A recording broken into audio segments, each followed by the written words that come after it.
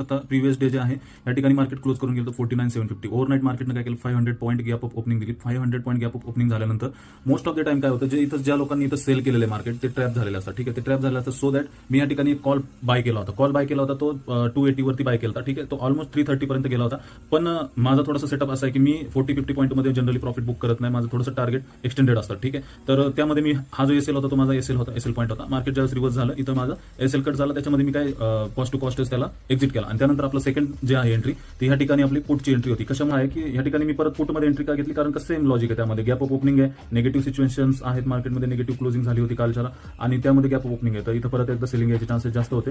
So that मी परत एक सेलिंगचा इथं ट्रेड घेतला आणि पुट बाय केला. ठीक आहे, त्या ठिकाणी आता बघू शकतो तुम्ही, हे आता आपलं एमटीएम आहे, पोझिशन क्लोज केलेलं आहे. एकदा रिफ्रेश करतो मी. ठीक आहे, एकदा रिफ्रेश करतो म्हणजे तुम्हाला क्लिअर होईल. ठीक आहे, जिरोदामध्ये आपण ट्रेड करतो. ठीक आहे, आजचं जे प्रॉफिट आहे ते हे, आणि इथं कॅपिटल जास्त नाही आहे, जसं 40-45 हजार रुपये यूज केलेले. ठीक आहे.